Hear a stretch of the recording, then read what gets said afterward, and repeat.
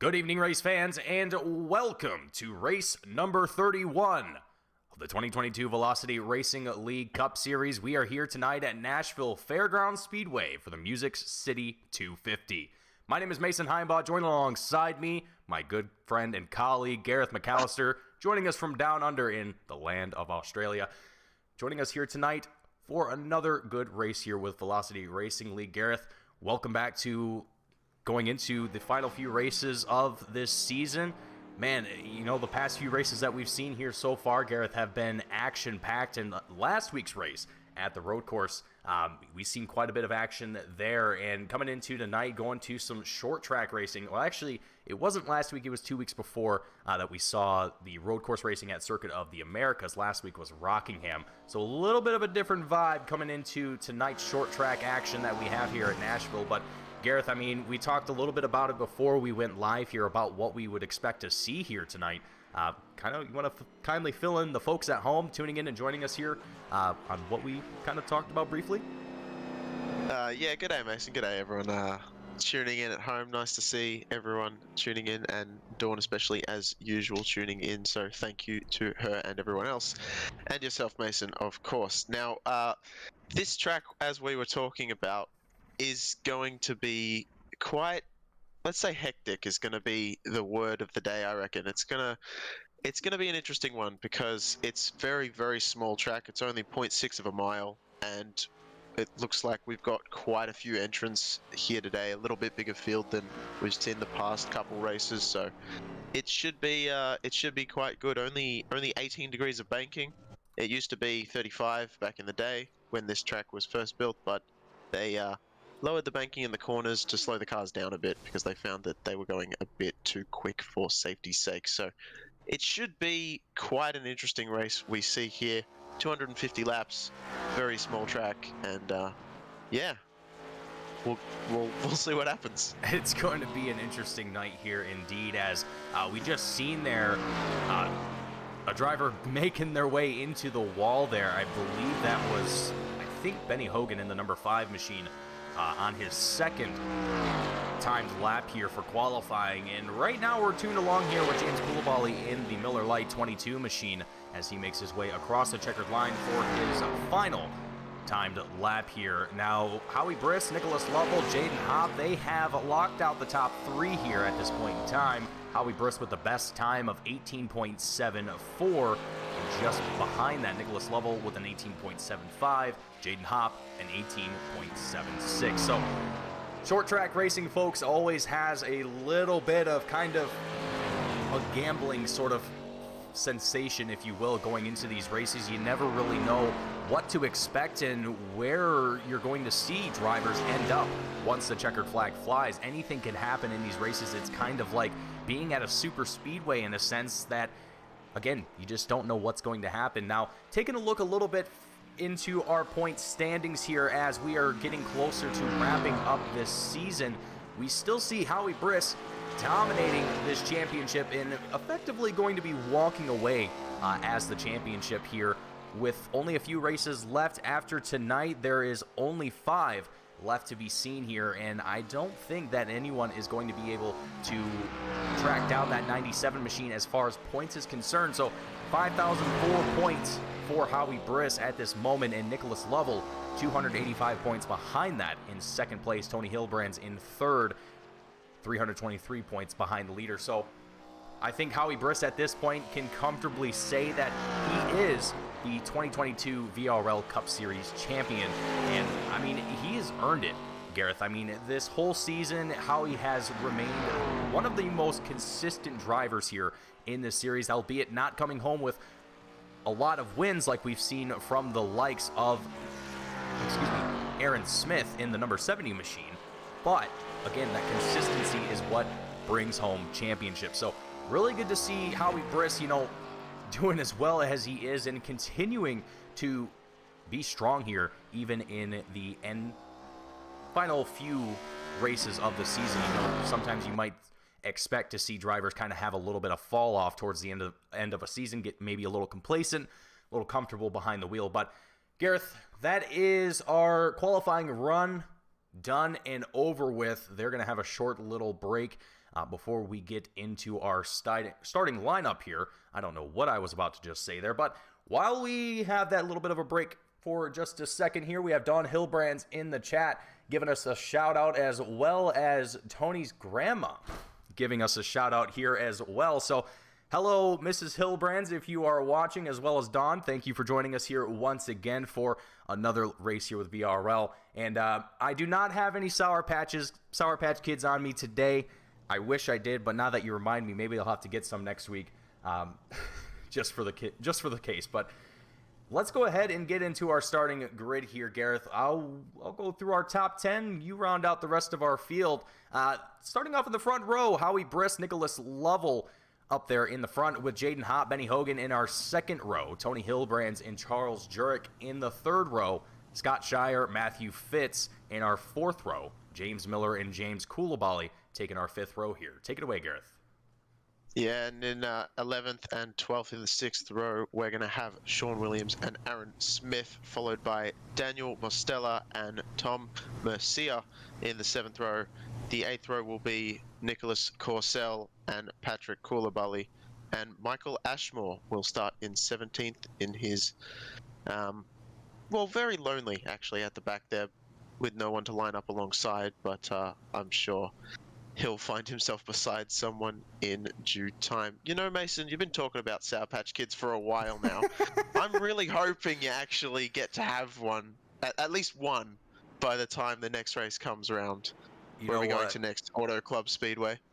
You know what, Gareth? Maybe that's what I'll have to do, is I'll get myself some Sour Patch Kids before the next race and be able to enjoy some while the race is going on. But Gareth, I gotta say though, despite my hankering for a delicious Sour Patch Kid, particularly the blue ones, those are my favorite, it's gonna be a great night here at Nashville. And again, like we were talking about before the broadcast went live here, just kind of contemplating what the race is going to end up like here after 250 laps. A lot of time to turn here at Nashville, so these drivers are going to have a lot of strategy to kind of think about and consider throughout today's race. Drivers are allocated 4 sets of tires behind the wall, so they do have a lot of room to work with as far as tire wear and so on and so forth. So even if tonight ends up being sort of you know what, Gareth, I'm even afraid to say it, because I feel like if we do, it's going to bring out that commentator's curse. So I'm going to try and keep that as minimal as possible here, but we're going to see the green flag drop here for the very first time here for the Music City 250, and away we go. Nicholas Lovell up on the outside lane here, going to take it off into the front of alongside Howie Briss, the 97, as they come out of turn 2 and onto the back straightaway. Everyone in the field looking calm and steady here, giving everyone plenty of room to work with. I mean, Gareth, we're not really seeing a whole lot of drivers getting right up next to each other. I mean, we're seeing drivers side by side, but there's easily a good car width between them. I mean, these guys are being very respectful here in the opening laps of today's race.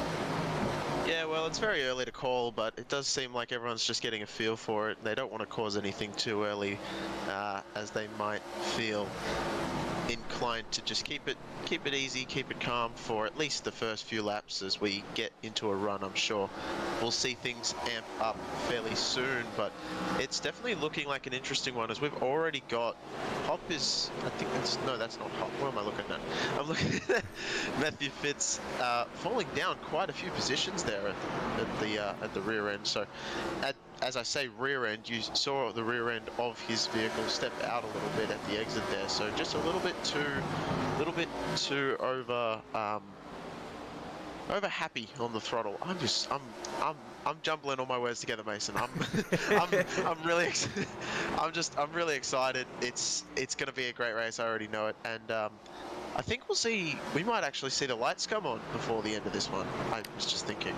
I reckon that will be the case here, as we get a great view of the drivers making a flyby coming out of turn 4 there. That was a really great shot of our drivers making their way around Nashville Fairgrounds Speedway.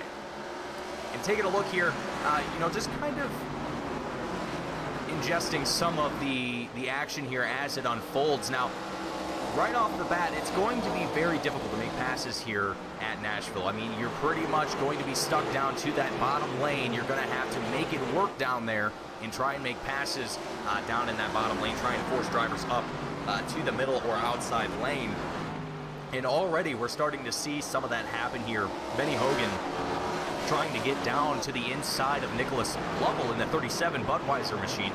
Not successful this time around. He falls back just behind the 37 car, just a little over a quarter of a second between these two drivers. But Benny Hogan, another very talented driver here in the Velocity Racing League Cup Series.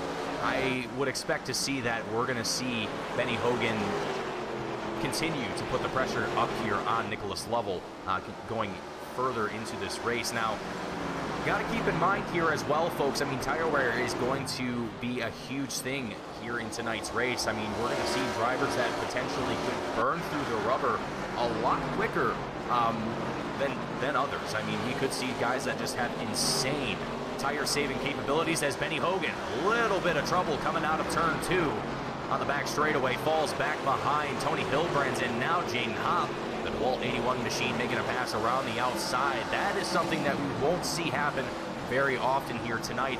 I mean, unless we see something similar to what we just saw here with Benny Hogan in the Cornflakes number 5 machine as we come back into turn number 3. And kind of interesting to see here, Gareth, some drivers really putting on a challenge here in the early stages of this race. I mean, we see James Miller, the 09 machine, just kind of slowly but surely chipping away at the drivers ahead of him, trying to move himself up the grid as much as he possibly can. Already up 2 spots from where he started in tonight's race, and, you know, kind of taking a look at what we saw during practice as well as qualifying. It's really surprising to see just how stable these guys are looking at this point. You know, we were seeing guys getting themselves loose into the walls, banging into one another during practice, as a little bit in qualifying as well. There's a little bit of a tap there from Scott Shire in the Fox number 4 machine as we go back into turn number 1. And that's kind of the things that we're going to be looking out here, folks. It's really not going to be the side-by-side racing. It's going to be where drivers make mistakes and how the rest of the field capitalizes on that once it happens. And so far, we're starting to see the front of the field get a little bit spread out here. And frankly, speaking of spread out, we can kind of take a look at the track map here on the bottom right-hand side of your screen. And this gives you a rough idea of what exactly I'm kind of talking about here as we're trailing along with this pack of drivers kind of outside the top 5, we'll call it here, with James Miller sitting in 6th place. We also have Scott Shire, Charles Jurek, and Aaron Smith all duking it out for positions here as well. So, Gareth, that was a mouthful, but this is going to be a race of strategy and a race of win, I guess is what I would use in that sentence. Yeah, look, I was wondering when you were going to take a break, but there's only so many words you can use in one breath, Mason. But apparently you proved me wrong. But yeah, we've got Scott Shire's really been stuck up on that high line for quite a while now, and as you were saying earlier with the tire wear, I almost wonder if that's going to really play into effect on him later in the run, as really James Miller just kept him pinned up on the high side for a very long time, and also scrubbed the wall a few times, Scott Shire did. So it's he might have to manage his tire wear a little bit better than the rest of these guys that he's currently driving around. But we're on board at the moment with Aaron Smith, and you can see the difference in the line that Shire is really running as opposed to Jurek and Aaron Smith himself. They're a little bit lower. As I say that, of course, once again, why does this happen all the time to me, Mason? Why whenever I start talking about the lines people are running, they run at something else? They can sense it. They just know what's happening, so they got to choose a different line. Oh, it's actually crazy, but but it's great to see as Smith goes move from the outside. We've seen Smith really dominate a lot of the races that he's turned up to, so it's interesting to see him quite a bit further back. Maybe he's thinking of conserving some tires. Not the best qualifying run on his part, I don't think either, so it'll be interesting if he's able to make his way to the front, or if he kind of just finds his yellow banana kind of just stuck in the 9th, 10th sort of position. The Lean, mean, yellow banana, the 70, Aaron Smith, as we have dubbed him a few races ago. I'm not 100% certain if he likes that nickname or not, but we've decided that he's stuck with it. So either way, we're seeing some good competition between these three drivers that were currently locked on with Scott Shire, Charles Jurek, Aaron Smith. Jurek down on the inside as we come through turns 1 and 2 and out onto the back straightaway. We're looking from the blimp camera up above the racetrack here at this moment, just kind of getting a little bit of a different perspective here, seeing where as much of this field is as we possibly can. I mean, already we're seeing a lot of this field pretty well thinned out here, Gareth, at this point. I mean, between Howie Briss and Nicholas Lovell, there's almost a second between those two, and you look further beyond that, I mean, a lot of these guys are starting to see over a quarter second, half a second, or more. So it's very interesting to see kind of the, I don't want to say fall off, but how quickly these drivers are finding themselves kind of in their own little groove on the racetrack and having to work around that. It's still a long race, still a lot of time left before anyone's coming in through pit road or anything like that. We have Tom Garcia down in pit road at this moment in the Coors Light 68 machine. There's a lot of beer sponsored cars here tonight, Gareth. We got Budweiser, we got Coors Light, we got Miller Lite, I believe. Yeah, it looked like Mercia was getting some tires done, so not quite sure what was going on with him. But a couple things that I was going to say though, Tony Hilbrand's really like his paint job tonight. I don't know what it is, but that car is got a fresh new look after the sponsor last week, which was the Phenom Paint Shop. So I'm actually quite liking that green and black sort of paint scheme he's running there. And the other thing is, when you were talking about the lines that people were running, was that, you know, I think it's interesting that the reason why you're seeing a little bit of a stretched out field at the moment already, and, you know, not too many passing, it seems like people are just following in a line, is purely because the banking is so small and the track is so small that there's only really a couple of different lines you can take, and not one of them is very much faster than the other.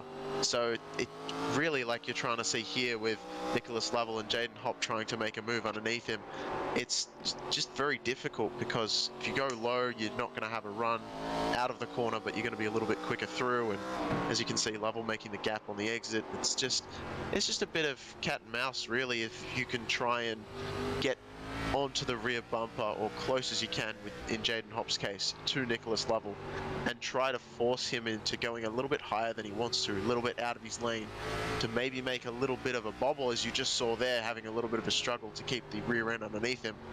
And then you can maybe see if you can go for the move just based on another driver's mistake more than the actual move itself. Yeah, and looking here too, Hopp is doing an incredible job of putting pressure here on Lovell. You can see that rear end of the 37 car just gently sliding out from behind him, just enough to turn that car in to get it ready for the exit onto the back straightaway or the front straight, depending on which part of the track you're currently on. But Hopp here continuously staying on the inside of that 37 machine, and he's now going to be successful at making a pass up into second place, the DeWalt 81 machine. Very good work. Trailing along with Nicholas Lovell there, just keeping in those mirrors, keeping himself as close as he possibly could. And with that onboard that we had from the helmet camera of the 81 driver of Jaden Hopp, I mean, Jaden was driving the wheels off that thing. He made it look so easy. And I gotta tell you, just from what we've seen already in tonight's race and some of the struggles that drivers have had, as like Gareth alluded to a little bit earlier, Lovell a little bit into the wall there, not exactly what he wants to see. That machine looks increasingly, it's getting looser and looser and looser. It's not looking happy at the moment. Not one bit. And what I was getting to just a second ago is what Gareth mentioned, is that we are going to potentially see the lights come out here at Nashville, and that is going to potentially make things a little bit easier for these drivers as the track cools down. they might be able to get a little bit more grip out of those tires. They might not slide around nearly as much, but I mean, with how many drivers we have on the track right now, all burning tires, all burning rubber, excuse me, and I mean, and all kind of running the same line, I really got to wonder how hot the track has got to be at this point. I mean, I'm sure it's not cool at this moment. I wouldn't have thought so with the way, like, you can even see up with the front runners, they're really fighting that car underneath them. As you've got the 7, and I've just realized Mosteller not running the Sour Patch scheme. What's going on? Well, he decided that Sour Patch Kids wasn't doing it for him, and he went to KFC instead. And honestly, you know, that's I'd say that's a fair move. You know what? Hey, maybe you get a little tired of the sweet. You got to go for the savory. Get yourself some fried chicken. Everything's all good. I'd say, hey, that's a fair combo right there. Sour Patch Kids, a little KFC action. You know, a little chicken tender and honey musty. You know, can't go wrong. I wanted to make a joke where you said combo, and I was gonna be like, hey, because it's a combo at KFC. But anyway, we're just gonna pretend like I made a joke. Haha, so funny. No, I reckon he got Sour Patch probably got sick and tired of you not actually trying one of their product and advertising them enough. So of course they'll switch to KFC in the hopes that you'll buy some KFC instead. Well, you know what? Hopefully that wasn't the case here, because I hold myself to that word of getting some Sour Patch Kids for the next race. But now it looks like I look forward to that. Now I I look might have to forward get to some seeing KFC. some proof of that. How about I get the KFC and you get the Sour Patch Kids? How about we do it that way? All right, that's fair. We can make that work. Yeah. So That's good, because, yeah. So lap 43 of 250 here, folks, as our usual weekly shenanigans of talking about food and fantasizing about what we want to eat next.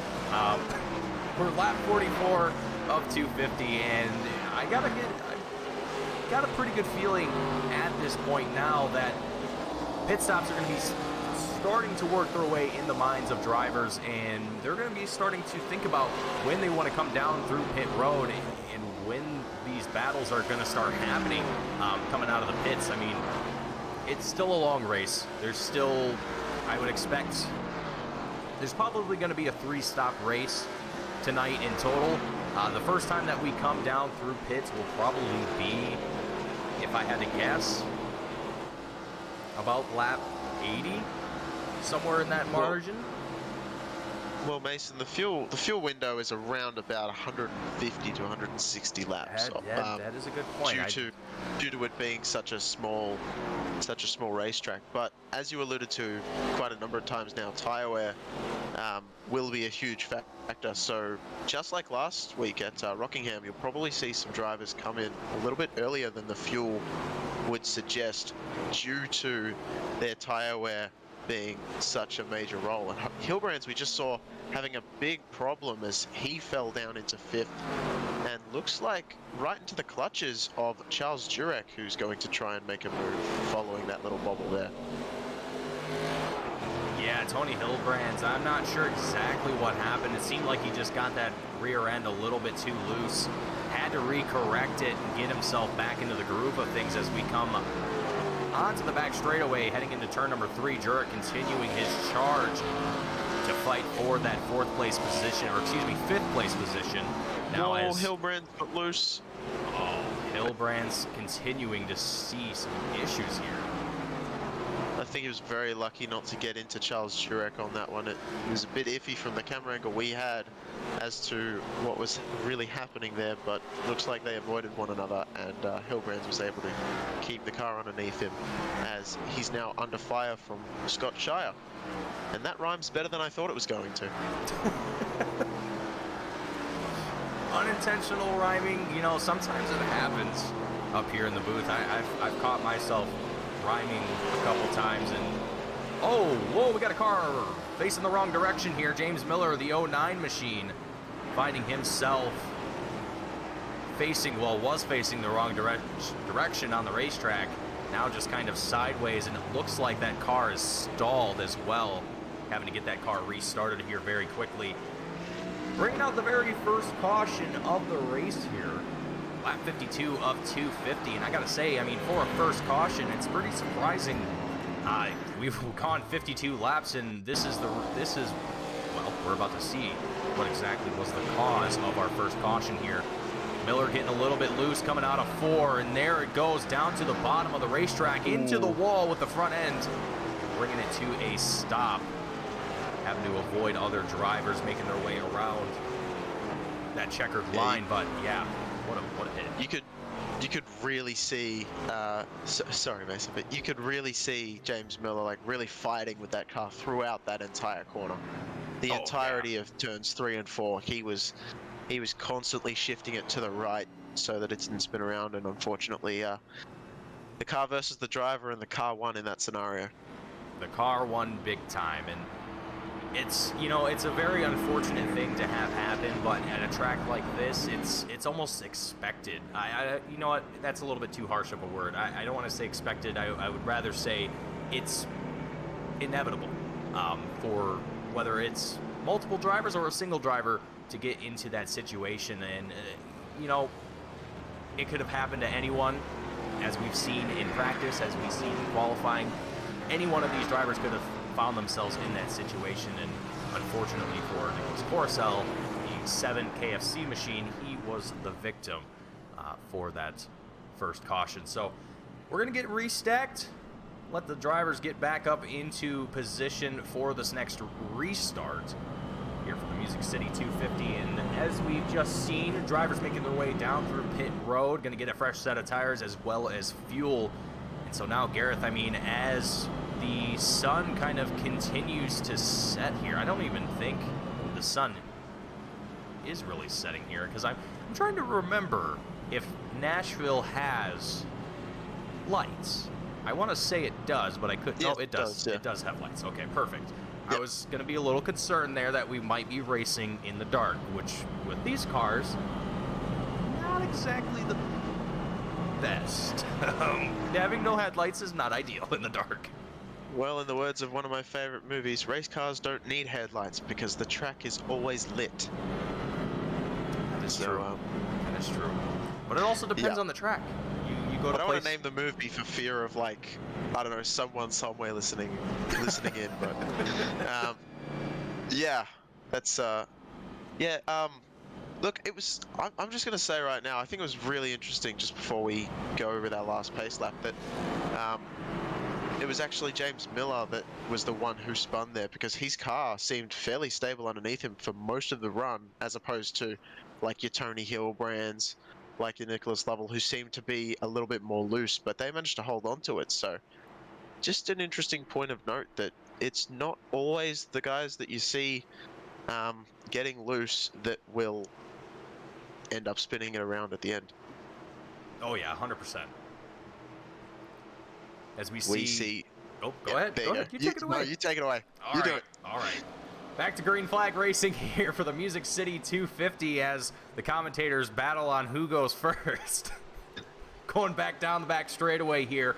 Howie Brisk continuing to do what he does best here, just leading this field, continuing to click off laps in that front spot. And Benny Hogan, the 5 Kellogg's machine, having another opportunity here to get as close as he can to the race leader, give him a little bit of a challenge and try and potentially make a pass up into the front. Meanwhile, drivers up in around the midfield in various spots on the track at this moment, all fighting for positions now that they're all in a situation where they can make passes again. The field close enough to each other that they're able to get these battles early on here, right out of the way, before they get spread back out here again. So far, it looks like Charles Jurek, the 76 machine, he is on a mission down here on the bottom, staying down on the inside, just chipping away at the drivers ahead of him. Corcel, the 7 KFC machine, up on the outside. Corcel a little bit loose there coming out of turn 2, keeps it together. And Jurek able to work his way up into 7th, having to now make up for the positions that he's lost. Now only one spot down from where he started at the beginning of today's race. Yeah, it's been really interesting with Charles Jurek. He's been trying something different. I think almost the whole race, just trying to do something different to what many of the leaders are in front of him. As we see Benny Hogan trying to challenge Howie Briss for the lead, getting more trying to do more of a I think that's called diamonding the corner, isn't it? When you, I feel like I always get that wrong, but when you take the inside, then go high on the middle of the corner, and then duck back in on the inside. I've seen, oh man, I was gonna make a reference at like Dover back in 2018 or something like that with Denny Hamlin, and I just completely forgot the entirety of what I was gonna say, but yeah, yeah. We're just gonna ride on board still with Howie Briss as Benny Hogan continues to challenge. And I will say this though, how Benny Hogan, the only driver really that at the moment is in the top, I want to say the top 7 or the top 8 at the moment, who has not got a win yet all season long, and definitely been due for one, I believe. Yeah, Benny Hogan has definitely been up there. Whether it's in the top 5, the top 3, you know what, now that you mention it, it's kind of crazy that he hasn't won a race. I feel like he has, but now that you say that, that's honestly very surprising to me. Yeah, and Benny Hogan, I mean, he's been one of the drivers that has been fairly consistent. Obviously, being in 7th place in the points, he wouldn't get there without consistency. So Hogan definitely knows what he's doing behind that race car, and it's definitely surprising to see that he hasn't come home with the checkered yet this season. But I think after all the success that he's seen throughout the 2022 season, going forward, I think there's going to be a lot that we'll see in future seasons, as well as future races here for the 5 machine. So really great to see drivers like Benny Hogan doing as well as they are, even, you know, despite not having a win to their name yet, but still holding their own in every single race and showing that they have what it takes. So Hogan, one of those drivers that you just never really can know what exactly is going to happen when you're alongside that number 5 machine and where he's going to end up at the end of the race, because he's a heck of a driver, as well as a lot of this field are. And speaking of drivers doing a heck of a lot of racing here, the 7 Carousel, he is getting himself a little, oh no, contact made.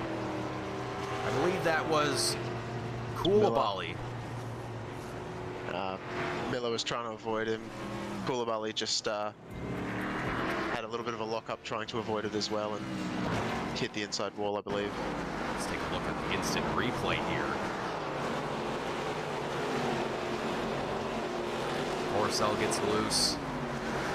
Oh man, Miller just Miller trying to do all that he can to avoid that one, and he snapped that wheel too, trying to get around that 7 car. But it just wasn't, he didn't have enough distance as well as time to be able to react to that incident there. But second caution of the race, lap 71 of 250. Getting closer to what would be, well, not necessarily closer. We've still got a ways before we reach the halfway point in tonight's race, but pace has been good for all of our drivers. Everyone has been doing a phenomenal job in tonight's race, and even despite having 2 cautions right now, it's only been, well, I was going to say it's only been 1 car incidents, but after this caution, that is not any longer true. No longer true, rather. It's alright, you'll get there. English is hard, okay? Oh, tell me about it.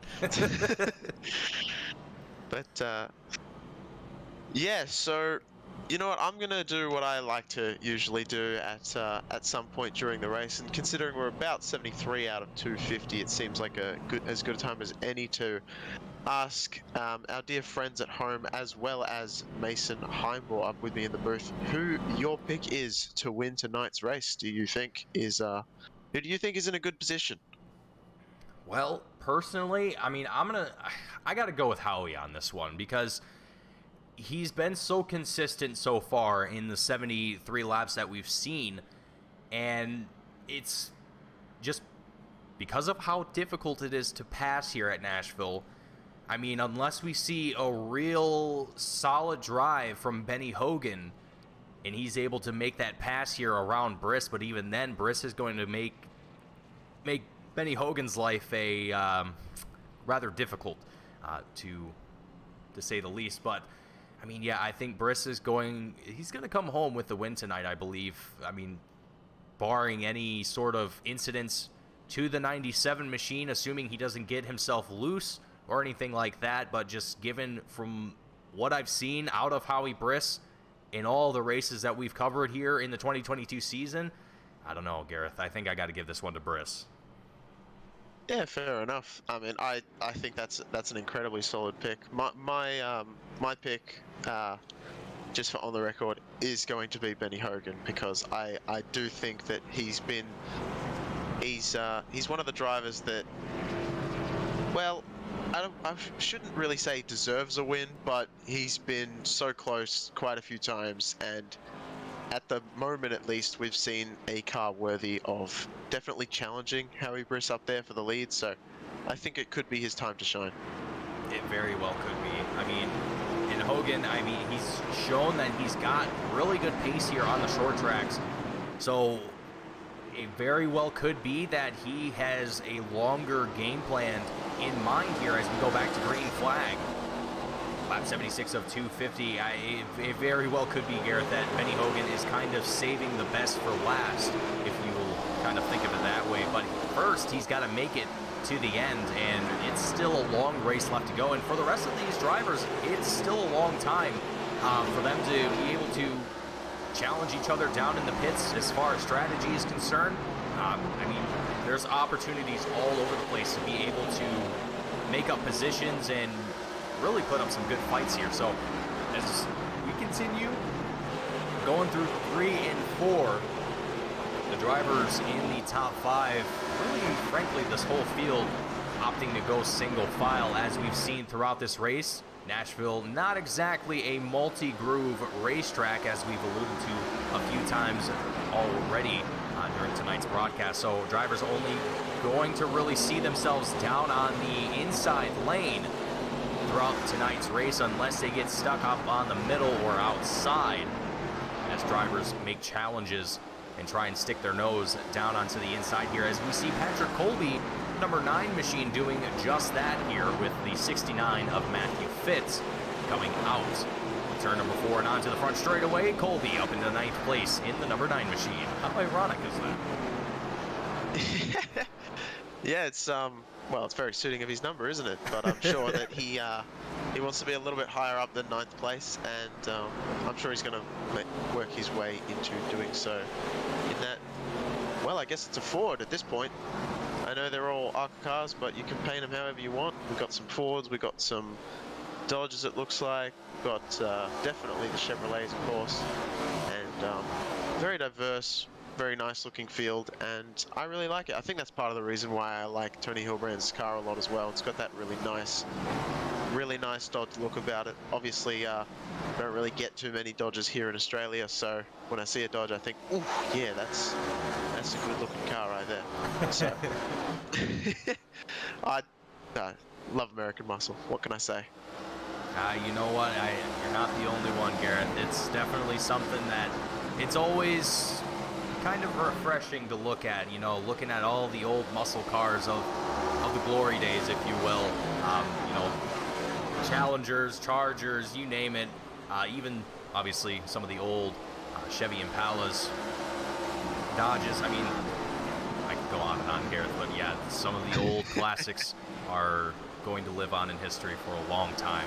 And it's really great to see a lot of those cars being preserved today and being taken care of by people who know a lot more about how to take care of those kinds of things than someone like myself would. So really great to see those cars still not exactly out on the road, so to speak, but still being kept well and alive in the garage of whoever happens to own it. But anyway, taking a look at our chat here as well. Don Hilbrand saying, I'm not picking because I don't want to jinx, but think you know who I want to win. Yeah, Don, I think I'm right on board with you there. And Tony Hilbrand, speaking of which... It's Shire, isn't it? Oh, it's definitely Shire. It's got to be. 100%. And then she also said Mopars are awesome. And yeah, I got to agree with you there. You know... What's a Mopar? Mopar is... Man, I'm really not even... I don't even have a good way to describe it to someone who's never heard of it. They make a lot of race stuff, whether it's engines, whether it's parts in general. Essentially, you can basically build a race car with Mopar parts. So you can kind of think of it as, I don't know what an Australian equivalent would be to that, but essentially, if you wanted to build a fast car, you probably have something with Mopar in it. Huh. Well, that's good to know. Here, I can probably get you a little bit more information on that here as well. Just give me a moment here, Gareth. All right, well, we've got Dawn Hilbrand saying that Tony's actually in a 67 CUDA flashback paint scheme. Sorry for that one. Which is interesting because to me it almost looks like a modern Dodge, but oh no, I think she meant that he has a 67 CUDA, a fastback. Wait, really? Yeah, I think that's what she means. That's awesome. That's yeah, okay. Newfound respect has been achieved by Tony Hilbrand. That's yeah. I've always wanted to own an old car, but I sadly do not have the money for one. Getting more expensive these days too. Very expensive. Yeah. Every time it's within arm's reach, it's like, oh yeah, I got to get a little bit more pay, and then I can maybe afford one. I look back and it's like, nope, it's gone up again. Yep, that's how it goes. It's lovely, lovely how it works. But lap 93 here, Gareth. I mean, the action has been looking really solid, really stable. After the last restart that we just saw a few laps ago, Briss, Benny Hogan, Nicholas Lovell, I mean, they're all stacked up here in a three-piece, in a little line here up at the front of the field, and frankly, this is probably the most action that Howie Briss has kind of seen here for the lead in quite some time. I mean, he's had Benny Hogan kind of on his tail for a little while now. We did see Nicholas Lovell back on Howie Briss's tail in the beginning stage of the race, but Lovell having fallen back just a little bit and getting put down a position by Benny Hogan for that second place spot. I mean, he's back up here now, starting to reel in these two drivers. So, I mean, I don't know, Gareth. I mean, I think now that we're starting to get more into the halfway point of today's race, and furthermore, the end stage of today's race, I think the drivers are starting to turn things up here a little bit. Yeah, it's surprising to see. Like Lovell, we saw on the first run, really, even throughout the first caution up to the second one, he was very, very loose. But obviously worked out where the knife's edge is and keeping it situated on the right side of that edge, and seems to be having no real troubles at all as he's quickly caught up to Benny Hogan and Howie Briss up front. So very good to see from Nicholas Lovell there, showing quite a lot of speed out of that 37 machine at the moment, and I'm sure that he'll make a move at some point soon. We've seen Benny Hogan have a lot of sparks coming up from the right side of his number 5 machine, hitting the outside wall. So, and he's going to try and move on Howie Briss. This I did not expect to see, and Howie's going to just keep him behind him for now. But Hogan might have hurt his exit a bit there, and Lovell is looking to pounce. Yeah, Briss had a really solid exit there out of turn 2 on the back straightaway, able to pull away from Benny Hogan here. But Hogan going to try it again, get his nose a little bit closer to the rear end there. Probably not quite the entry he was looking for that time around, but he's going to try it again here through 3 and 4. But I managed to, well, Don Hilbrand's kind of also answered it in chat, but Mopar, to be exact here, it's a source for parts and accessories for Chrysler, Dodge, Jeep, Ram, and Fiat. So basically, any of those vehicles most likely has some kind of Mopar product in it. Okay. Well, I'm glad we cleared that one up because genuinely I didn't know. No. It's always good to learn, doesn't matter what the knowledge is. It's always nice to have more in your brain. So, Learn something new every day, Garrett. That's my grandma always tells me that you learn something new every day, and she's right. I really do learn something new every day. It's pretty amazing. Like yesterday, I just learned that this track is actually one of the oldest circuits in the entirety of the US, and I'd probably say the world at this point. It was opened in 1904, so it's almost 120. Like that's an old racetrack. And what's more amazing for the Nashville Fairgrounds Speedway is that it's hosted a race every single year. So it's That's incredible. it might not be, the biggest race out there, might not be a big, 50,000 spectator, but it has hosted a race every single year, which is incredible. And yeah, like even, you've got all the, you've got depressions, you've got wars, you've got all that stuff, but continuing to operate throughout all of that, that's a testament to the organizers of the racetrack and the racetrack itself. 100%. And, it's tracks like Nashville Fairgrounds that just have an extremely deep and embedded history in the sport of racing. As a lot of people know, racing, at least in America, started with moonshiners.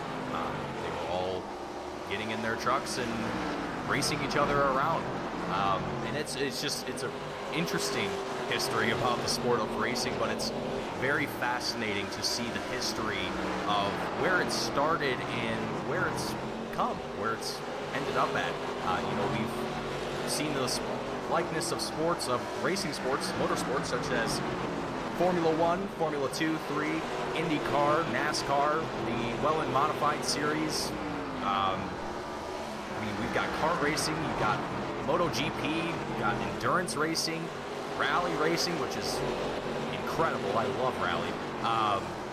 It's extremely incredible to see the passion that a lot of the world has for motorsports, and just kind of how over the past, like you said, 120 years, we've seen tracks like Nashville Fairgrounds that have just been a staple in the motorsports history world. So it's just really great to see tracks like this that are still operating to this day, and even tracks that have kind of seen, better days, now getting a little bit of a revival into their life here. Benny Hogan, woo boy, a big run here.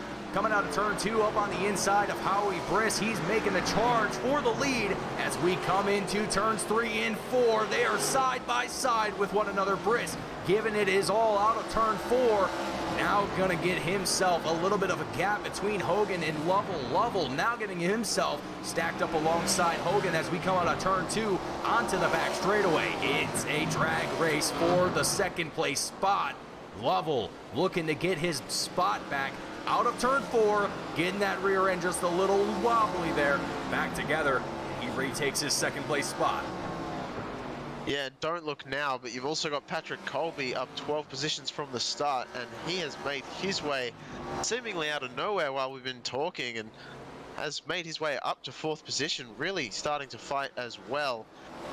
This is really just, I don't know, this is textbook racing, I think, at Nashville Fairgrounds. You have moments where it's calm and collected, and then it just ramps up out of nowhere. It's amazing racing to see as we continue to watch.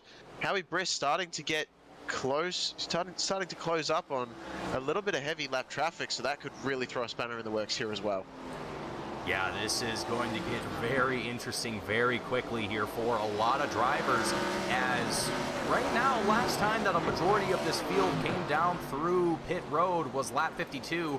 about 65-ish laps ago.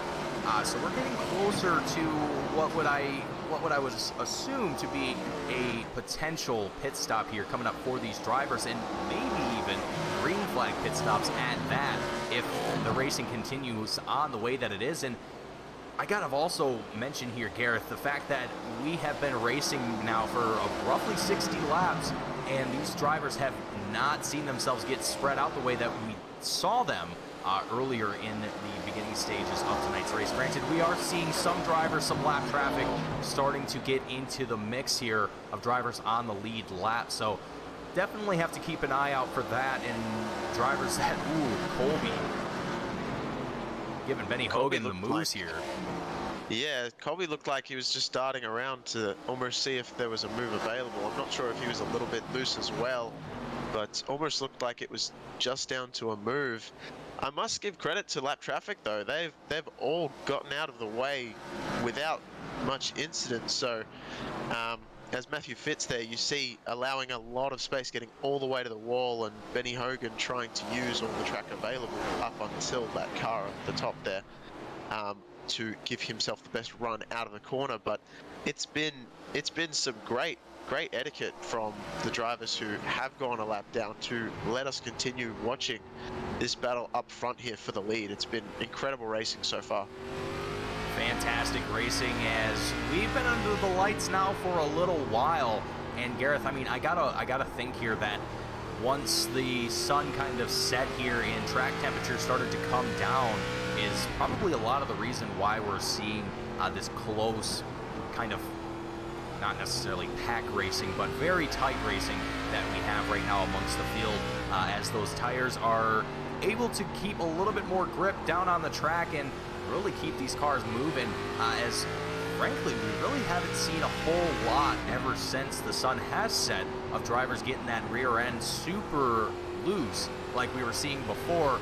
Some drivers really fighting these cars, trying to keep them stable, but now that seemed to have kind of phased out here. Still seeing some drivers really pushing it here as, again, that track temperature comes down and they're able to put down more rubber on the track here and be able to push a little bit more aggressively, as we see Benny Hogan Lovell duking it out here once again for the second place spot. Patrick Colby, the number 9 machine, going to get himself up in the mix of things here as well, staying down on the inside lane with Benny Hogan, the number 5 Cornflakes machine. You see a little bit of a wobble from the Budweiser 37 car. Lovell coming out of turn 2 onto the back straightaway. The number 5 of Benny Hogan gets a good run down the back straight up into second place with Patrick Colby in tow. Colby down on the inside of Lovell as we come through 3 and 4, out onto the front straight. Colby up into third place. The top 3, Howie Briss, Benny Hogan, and Patrick Colby. Lap 125 of 250. We are now halfway through the Music City 250. And folks, what a night it's been so far. It's I mean, what can I say? You know, we had a little bit of a lull moment where it looked like it all stretched out, but it's all just gotten right back up together. It's been incredible to see.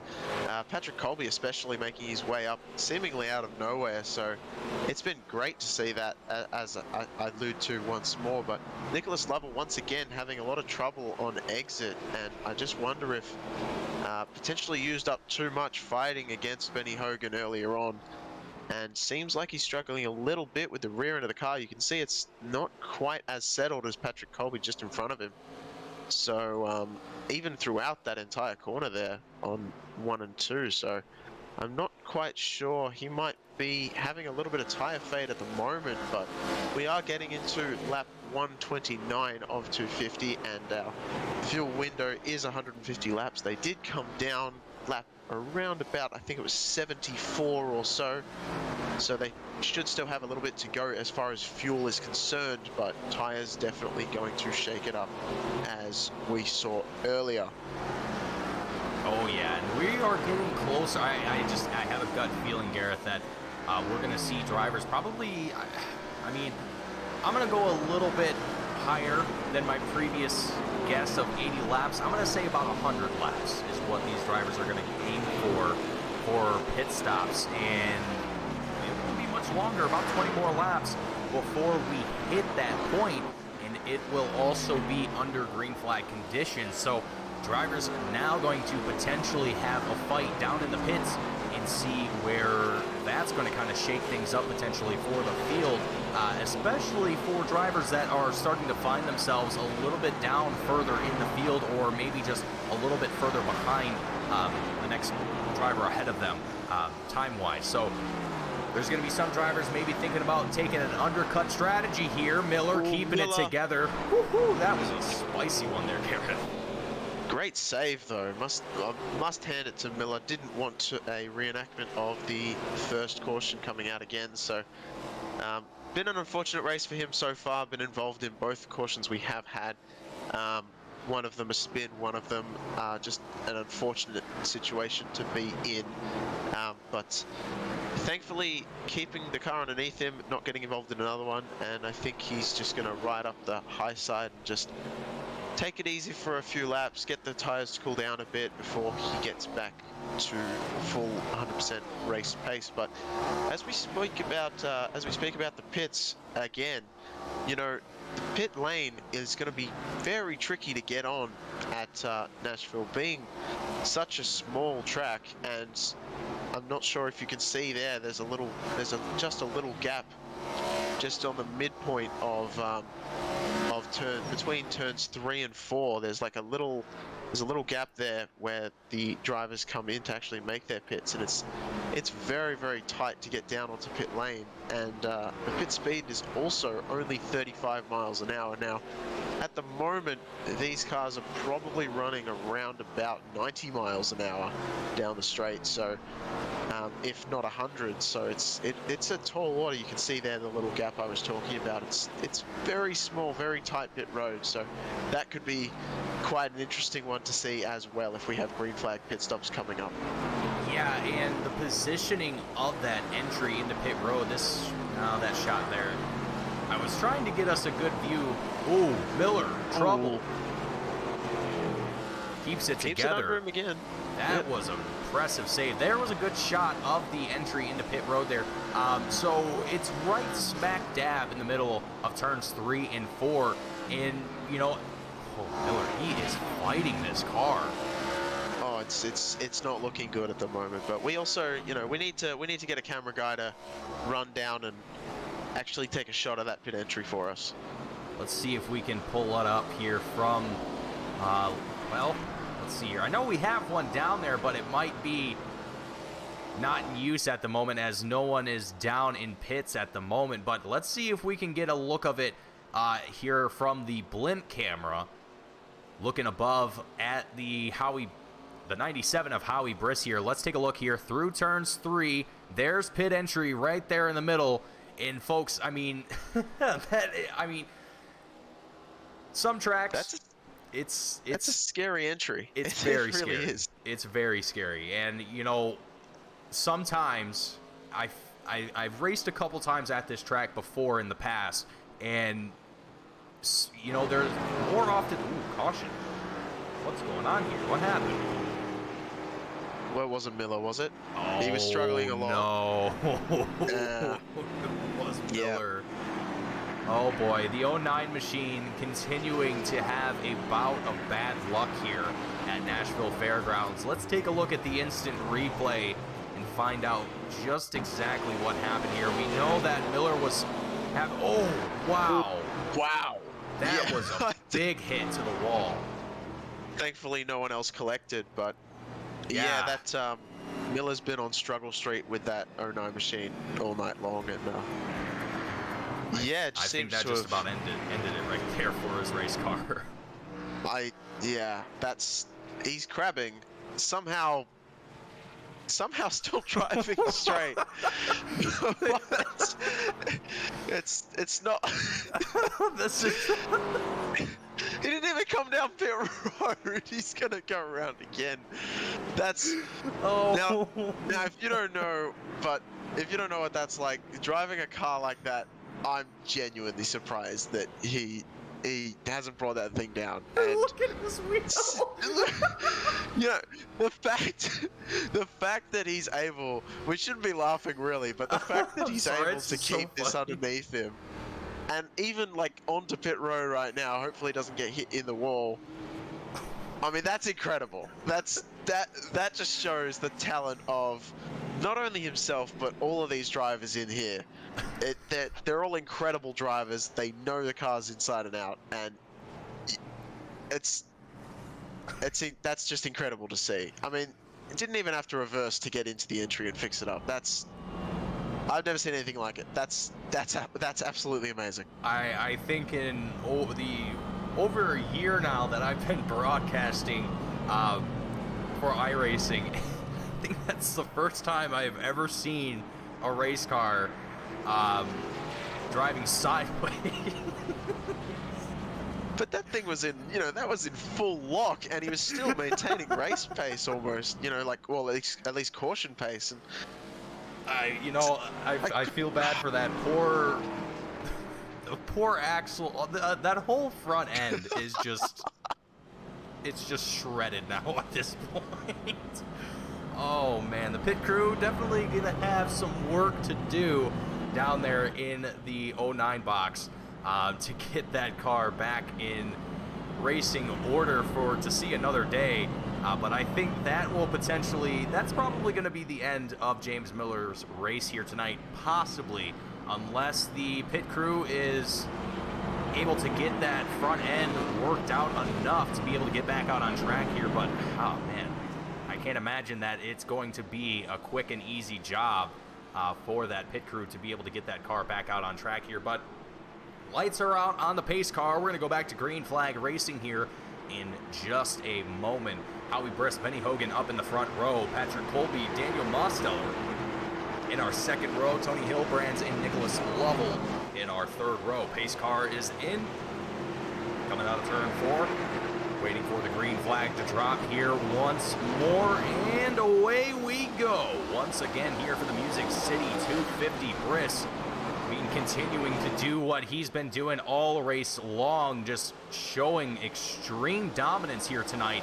And Benny Hogan showing that he potentially has what it takes to be able to get in the front and lead tonight's race, but he still has to get ahead of Howie Briss, the 97 championship leader here for the Music City 250. And I gotta say, give credit, huge credits here, and huge shout out props to Benny Hogan for putting on this performance here tonight.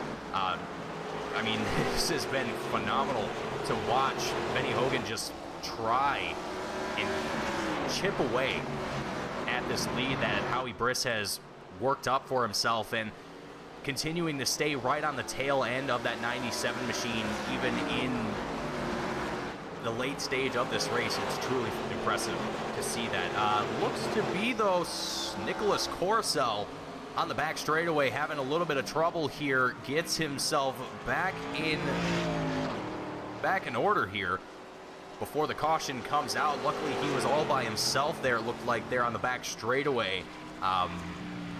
Potentially the reason why the caution did not come out at that point in time, but very, very close to being a possibility there. And unfortunately for Corcel, he's down a number of laps at this point, so not having a good race either for the number 7 machine, and a few other drivers here not having great races. I also just noticed here that Michael Ashmore, Aaron Smith, and Tom Mercia all have called it a night here very early in tonight's race here as well. Tom Mercia leaving lap 28, Aaron Smith lap 27, and Michael Ashmore lap 21. So some drivers calling it an early night here at Nashville. Probably not the race that they were expecting or hoping for themselves, and just concluding that, you know what, I'm just going to watch it from behind the wall. And that's going to be that. But Gareth, it's been phenomenal racing here. Lap 152 right now, just under 100 laps left to go here tonight. I mean, things are looking very steady. I mean, really, the only times that we're seeing these cautions come out is right at the end stage, or well, the end of their tire life, if you will.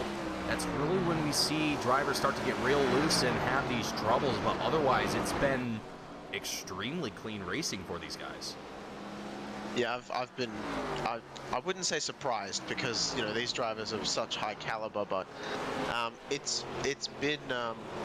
definitely been quite a lot more caution-free than I was expecting.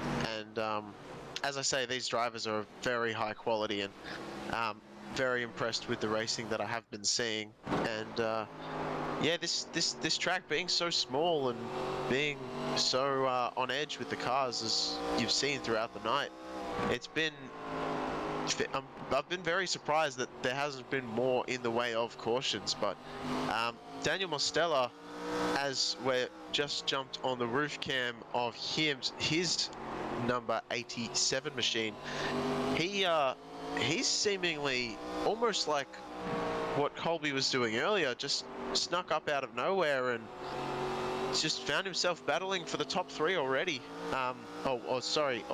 Yeah. Battling for the top 3, just behind Benny Hogan and Howie Briss, with a slightly different line, as you can see there as well. So should be interesting to see if that can mount to anything going on soon, as Tony Hilbrand's also looking like he wants to get up and throw his hat in the ring there with these top 3 as well. So it's shaping up, with less than 100 laps to go, to be quite the race, quite the finish to see, as the spectators are flashing their cameras, as we can see once they go past the start-finish line. All the fans are excited. Us in the booth are excited. This has been great racing here tonight at Nashville. And I gotta say, I'm really happy that we still have 90 laps left to go here, because I'm not ready for this to end yet, Gareth. No, not at all. This is, Hogan getting Contact. a little, yeah, definitely getting contact with Corsell there. We saw Hogan do that a little bit earlier. He was passing one of the lap down cars when they were going past a little while ago before the last caution, and Hogan was really squeezing that outside line, and he does seem to be actually pressing on that outside wall a few times there. So I think struggling a little bit with the handling, or not quite sure of just where the end of that car is, where the wall starts. But that sounds so much harsher than I expected it to sound. But yeah, I'm sorry, Hogan, you're still my pick. So that sounded so much worse than I expected. I'm so sorry. It's one of those situations where, you know, you think about it in your head, and then you say it, and then it's like, wow, that sounded a lot better when it wasn't coming out of my mouth. Yeah. Well, folks, lap 163 of 250 here. We've been racing for a little over an hour now. Actually, in just about 20 seconds, it will be a full hour of racing that we have seen here for the Music City 250. And while drivers continue to click off laps here, doing a very, very good job here tonight, keeping this race green and clean. We're going to go ahead and take a quick moment, step away from the booth, take a commercial break. Don't go anywhere, folks. Want to stay tuned for the rest of the action here tonight. We will be back in just a moment for more iRacing right here on Team Goon Squad.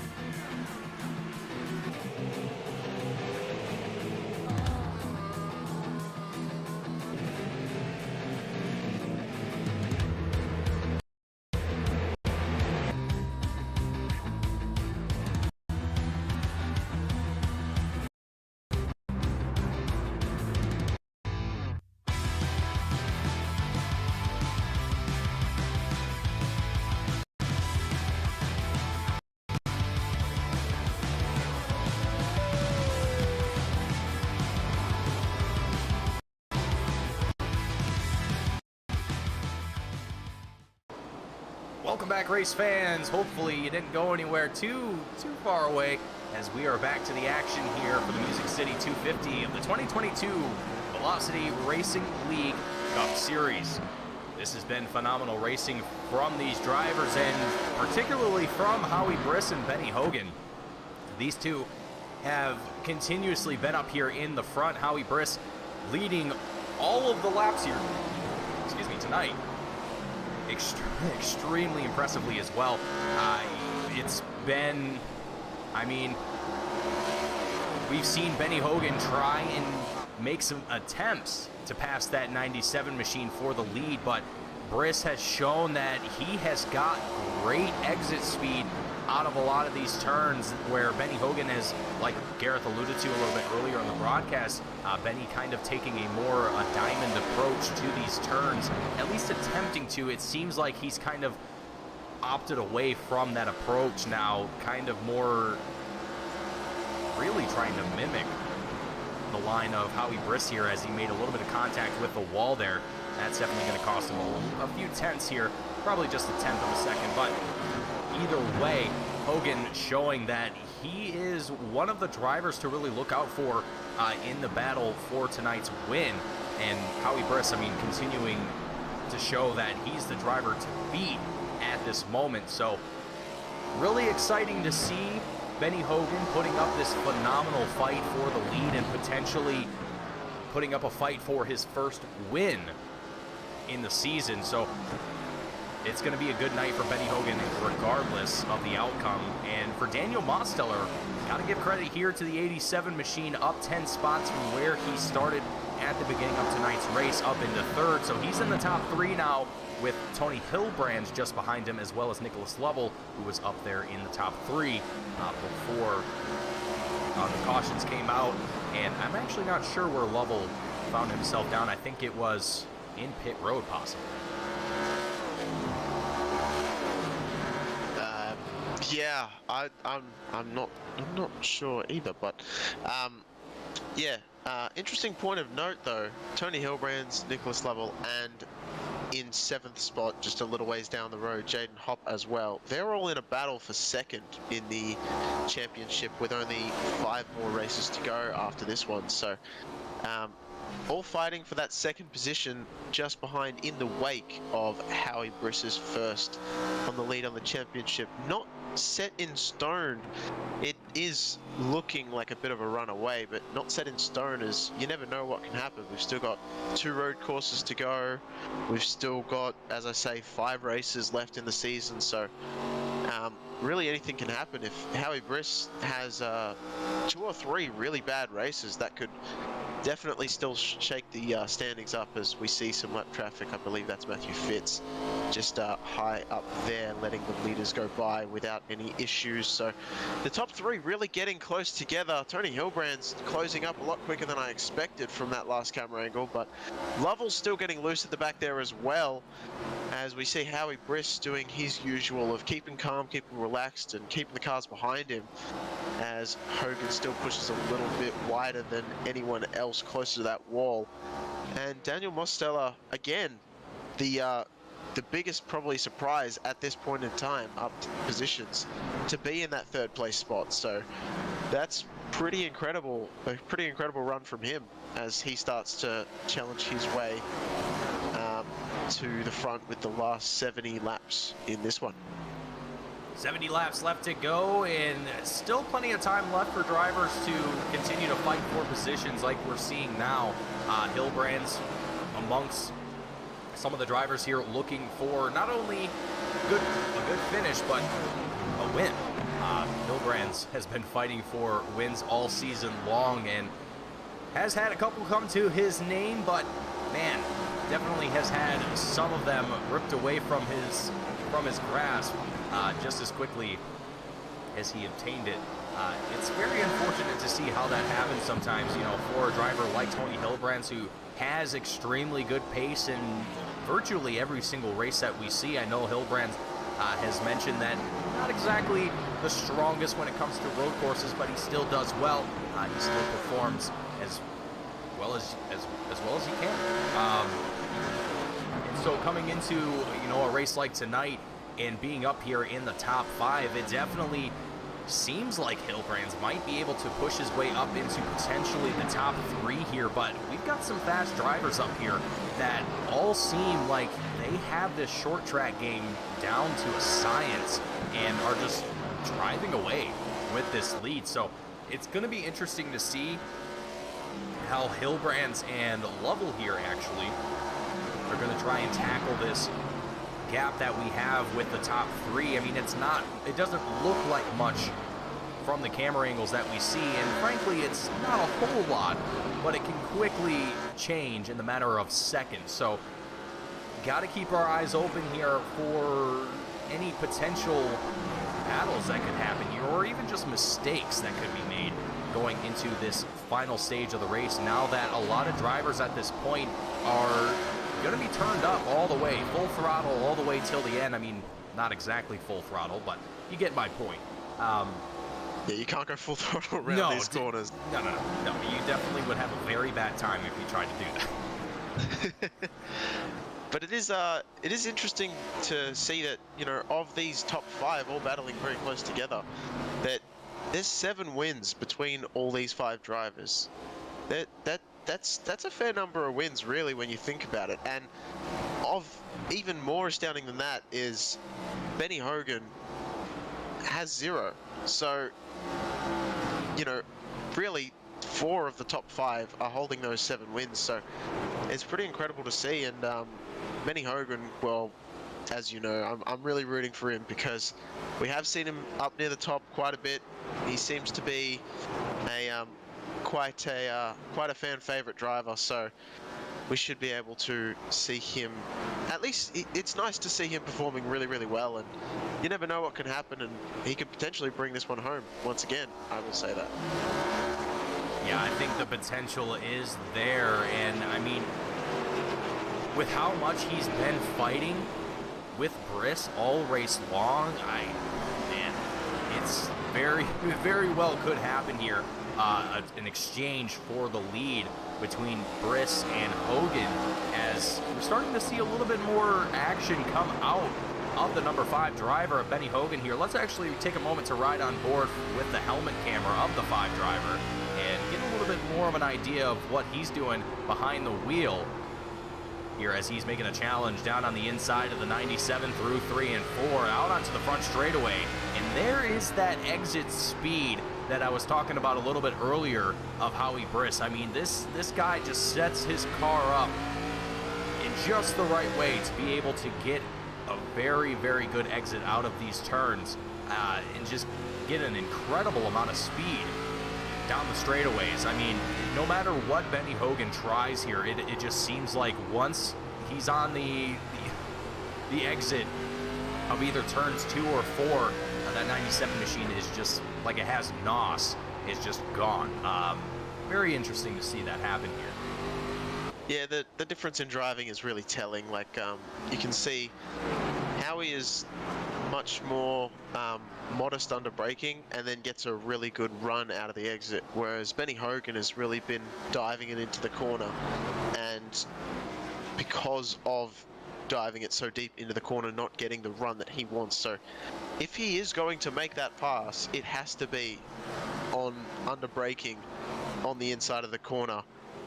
I don't think he has the pace to challenge Briss with the rates that they're running at the moment on the exit. I don't think the speed is quite there. So if he's going to make that move, he's going to have to do it under braking. Yeah, I think you're right there, Gareth. And I mean, it's definitely, like you mentioned, that was a close call there with Hogan. All right. Regroup. But like you mentioned there, Benny Hogan really sending it into the turns, just trying to close in that gap between himself and Briss, just trying to get that nose to the rear end of that 97 car.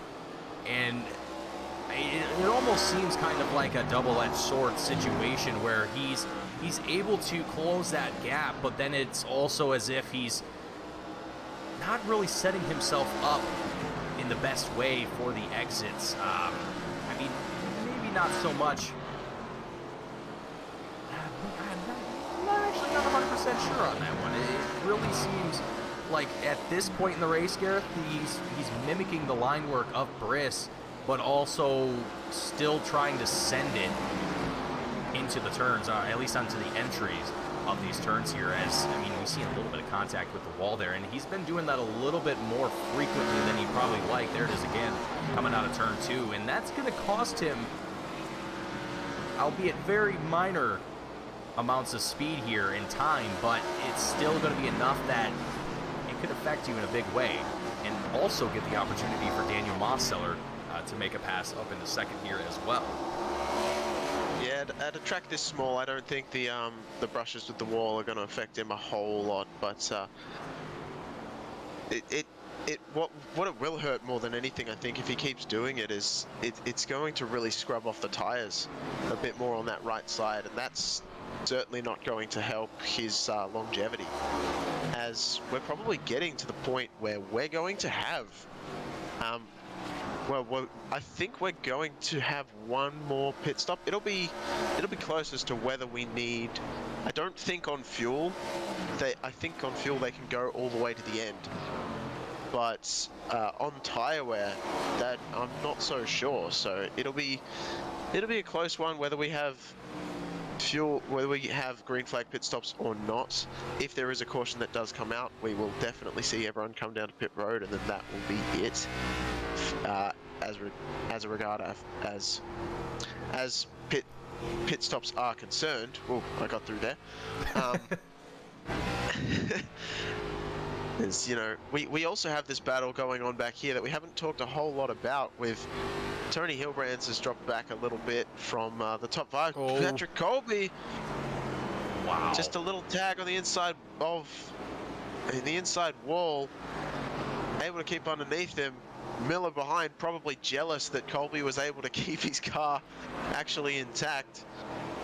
So yeah, but incredible driving to actually keep the green flag above these drivers' heads and keep it going.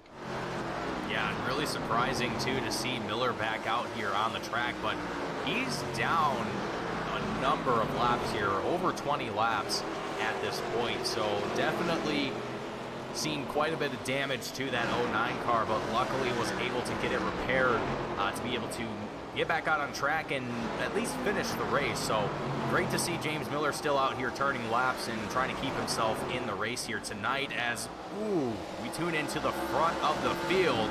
Mosteller there a little bit loose out of 4.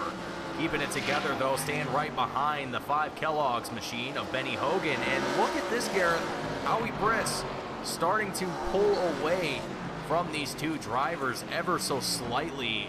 I mean, I don't know. I think that lap traffic definitely slowed him up a little bit, but I wonder for how long.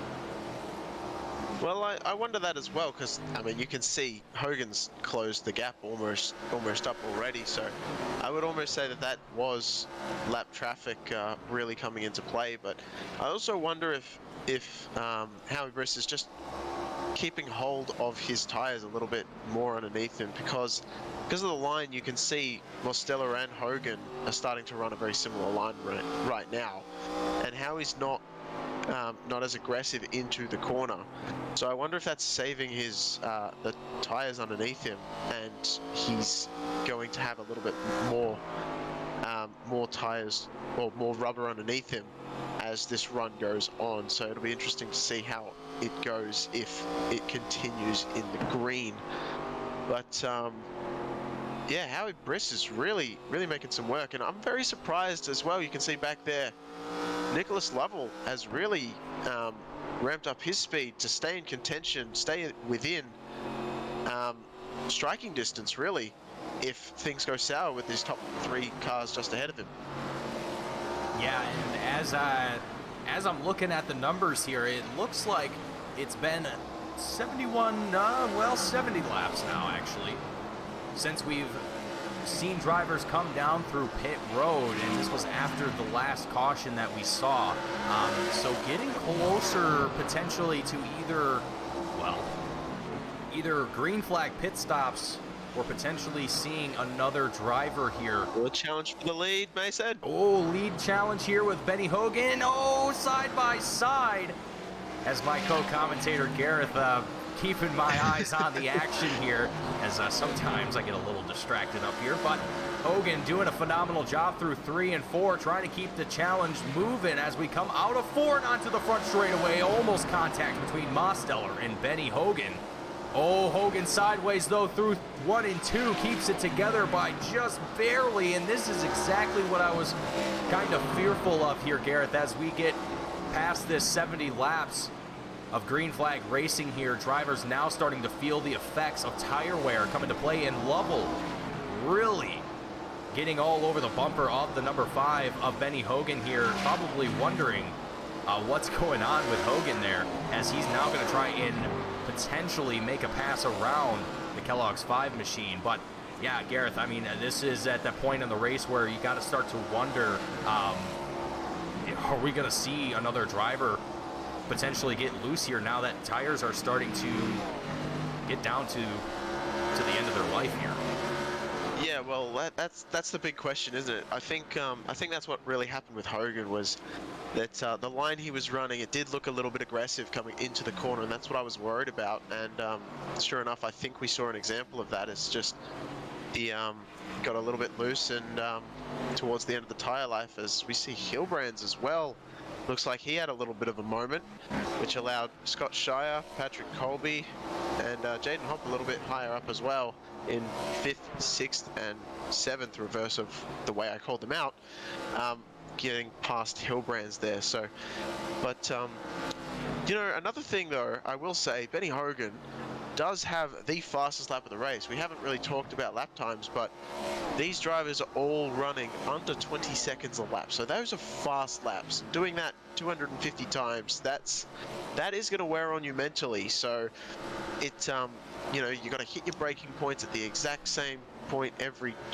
lap, or near as, makes no difference. Hit your lines, not get it wrong. Take care of the car as it tries to snap loose on you on the exit. It's a lot of demand on these drivers, not only mentally, or not only physically, but mentally as well. As there you go, I think we just saw an example of that, as that was Matthew Fitz, I believe, into the wall there.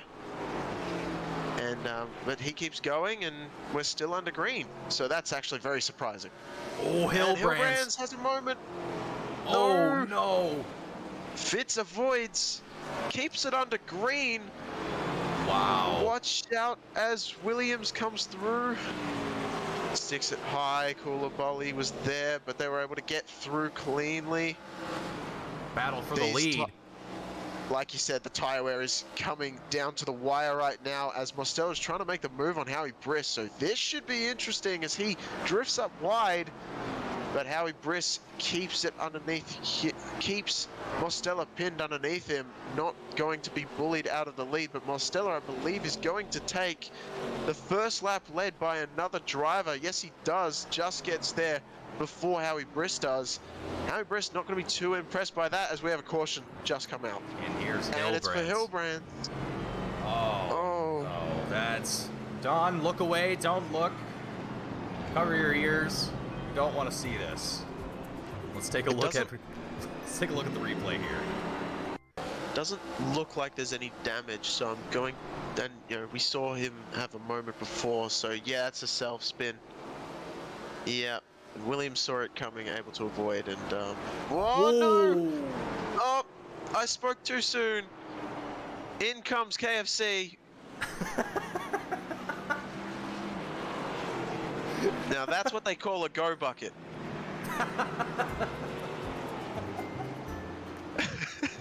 I believe.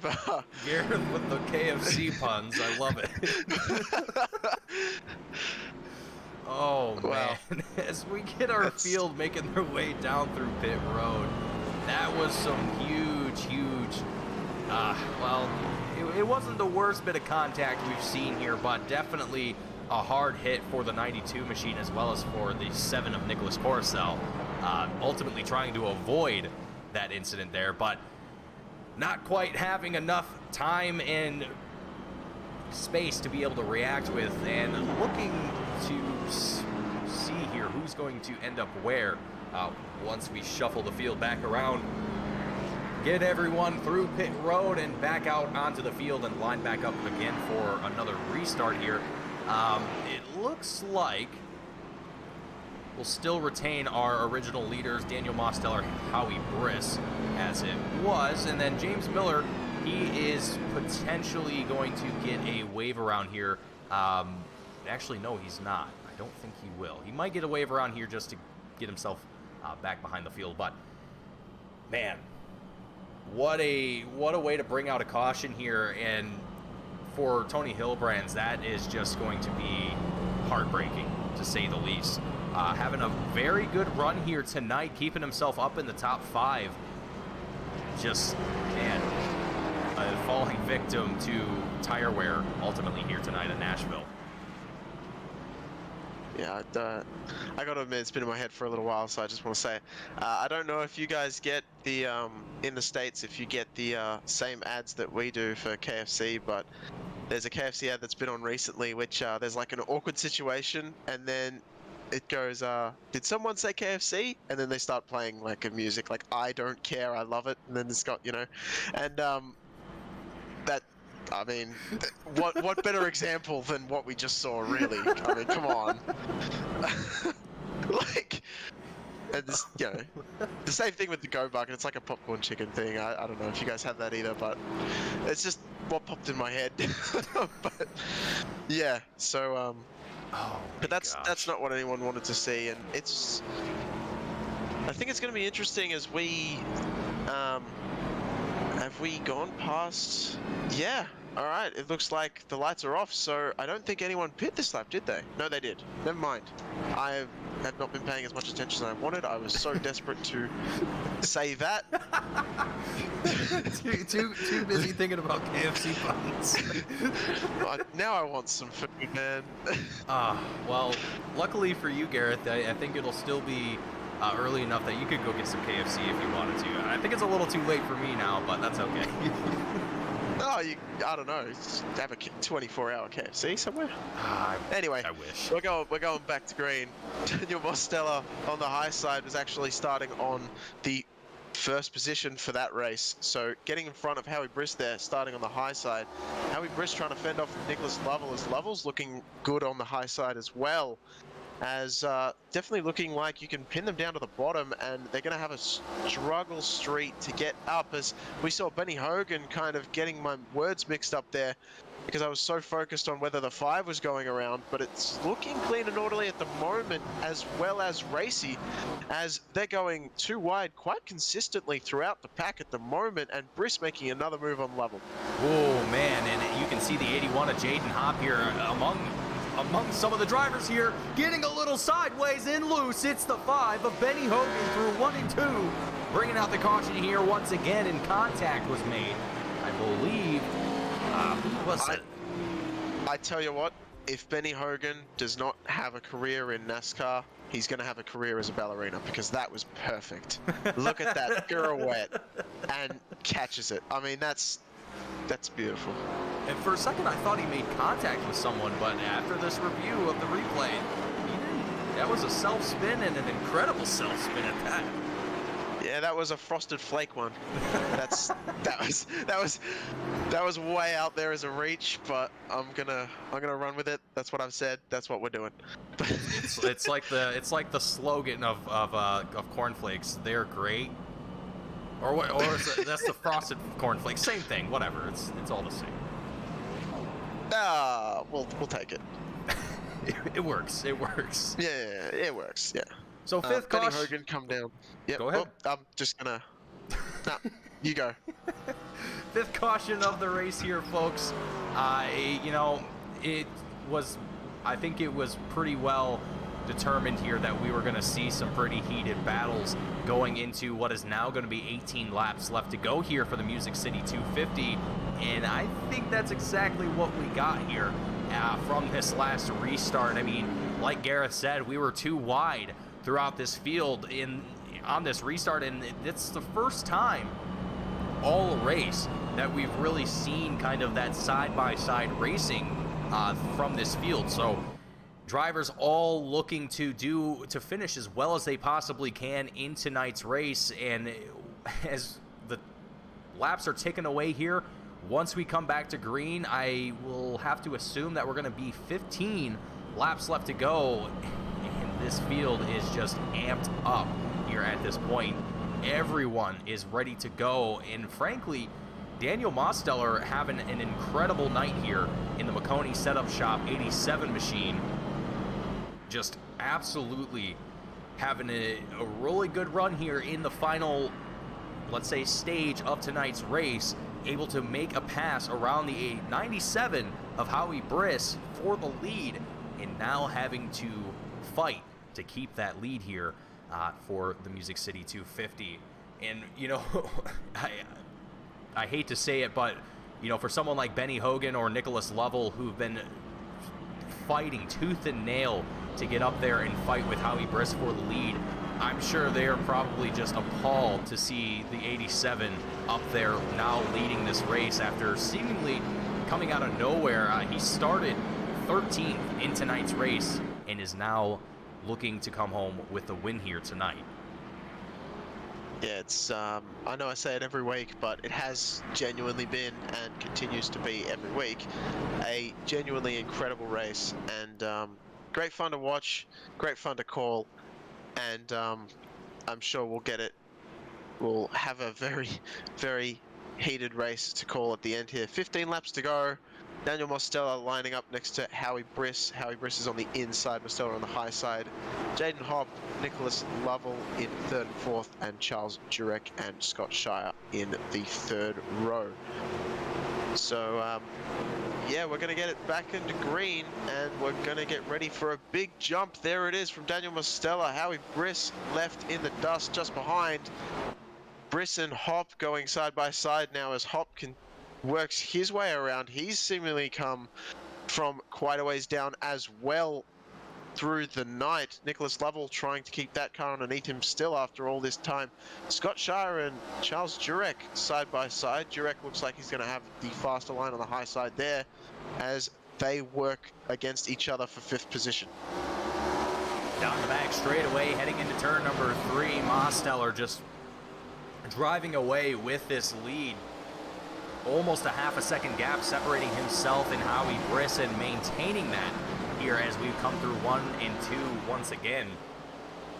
Back out onto the back straightaway. It's a battle for 5th place between Charles Jurek and Scott Shire, both fighting tooth and nail to get ahead of one another, and side by side between these two, just behind them, Benny Hogan and Patrick Colby make contact out on the front straightaway. They keep it together through 1 and 2, very close between these two. You could almost fit a paper between these two cars. That's how close they were just a moment ago.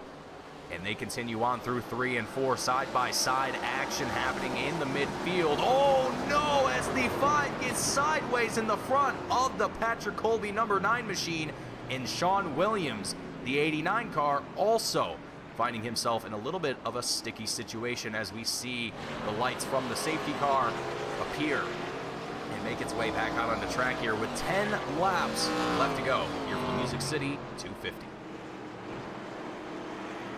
Yeah, I'm going to refrain from saying anything because Dawn has just told me I'm getting corny. So I'm going to stop making calls, I reckon.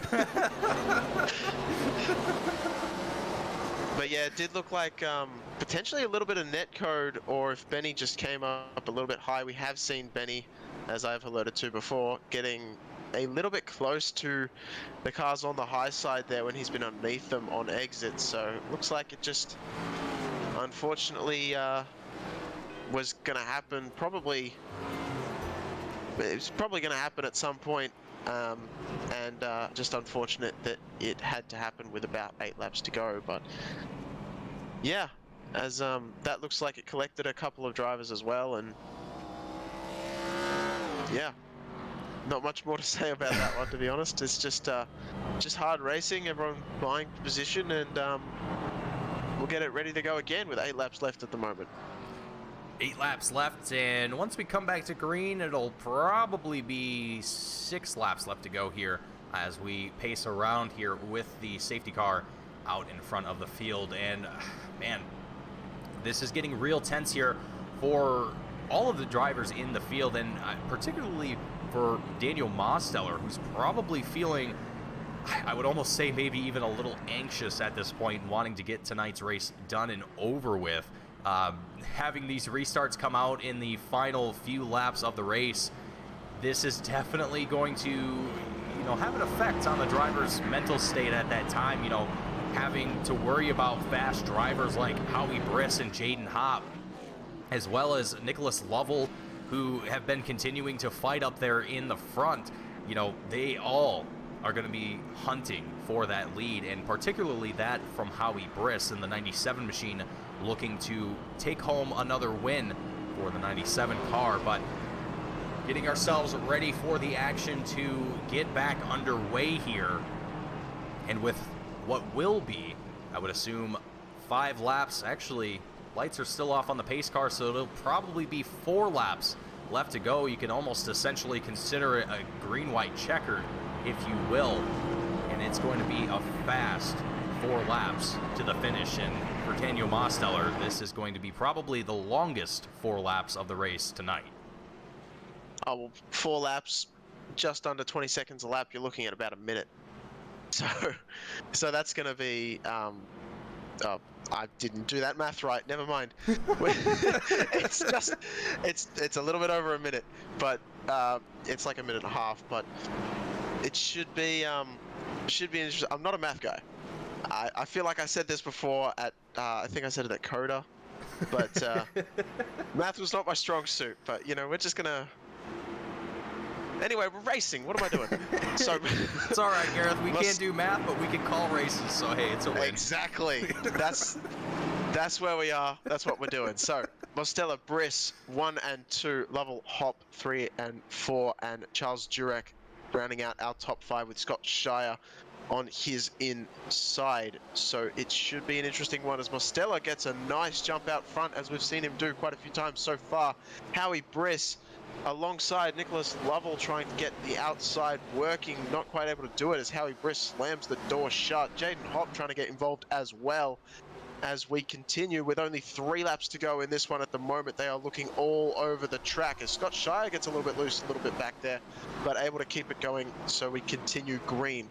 This is some spicy racing here, folks, as we come out of turn 2 and onto the back straightaway. We are banging doors here at Nashville Fairgrounds through 3 and 4, 2 wide, 2 deep in the midfield, with Charles Jurek, Tony Hilbrand side by side, alongside with one another, battling for the 5th place spot here as we come out of turn number 2 onto the back straightaway. Look at Benny Hogan getting a run down on the inside here, down the back straight into turn number 3 alongside Scott Shire here. 2 laps left to go. It's the final lap now as the white flag flies here at Nashville. Daniel Mosteller, this is the last chance to dance for everyone in the field. Let's see if Mosteller has it in the final 2 turns here at Nashville. Howie Briss still a little bit too far away to make anything happen here. It looks like it's going to be a win here for the 87, and we've got trouble in the back of the field as drivers take it across the line in style here at Nashville. Yeah, just what a race. What a race indeed. Yeah, that's incredible win from Mosteller, coming 12 positions gained. Howie Briss not quite able to make it done, and Nicholas Lovell, who we saw have a lot of trials and tribulations. I'm probably not saying that right, but he had a lot of trouble heading into the first couple of runs tonight. So the car thankfully coming to him as we went under lights and able to get a 3rd place position dialed in here. But great win for Mosteller, who's going to take home his 2nd win of the season. So great racing from all these drivers, really. It's been fantastic to watch, and not as many troubles as I think we expected up here in the booth, which is always fantastic to see, and great racing. Phenomenal racing from the field, and great final lap racing as well. Side by side action, just all over the place. Just drivers all looking for an opportunity to get another position across the line if they possibly can. But for Daniel Mosteller, it is a huge victory and a huge celebratory burnout here on the front straightaway here at Nashville. And we're going to go ahead and get ready for our post-race interviews and get into a little bit of that here. So let's go ahead and start off with our first driver here tonight, Nicholas Lovell in the 37 machine. Going to be taking home 3rd place here tonight as we get a few more things ready here up in the booth. So you can take a look at our post-race results here. Daniel Mosteller taking home the win. Howie Briss in second, and Nicholas Lovell up here in third, as we now get a word here with Nicholas Lovell, the 37 machine, bringing it home on the podium for third place here tonight. Nicholas, it was a tough race here tonight at Nashville, and for yourself, you were duking it out there for the lead for quite some time with Howie Briss and even Benny Hogan up there in the mix of things for a while.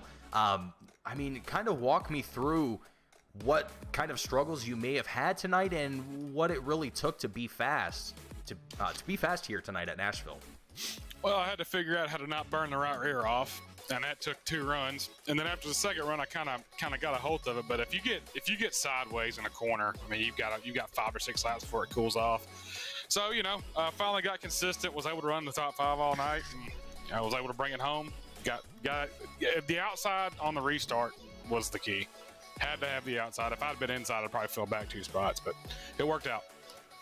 Well, it worked out very well in your favor here tonight. Maybe not the win that you were maybe hoping for, but coming home with a podium tonight for a very, very challenging race has always got to be a good feeling. Taking it forward, looking into the future, next week, we go back to California to, oh man, I'm trying to remember the track now. Auto Club, there it is, for the Hollywood 250. Kind of walk me through what's your expectations for next week, and are you hoping for similar success in that race next week?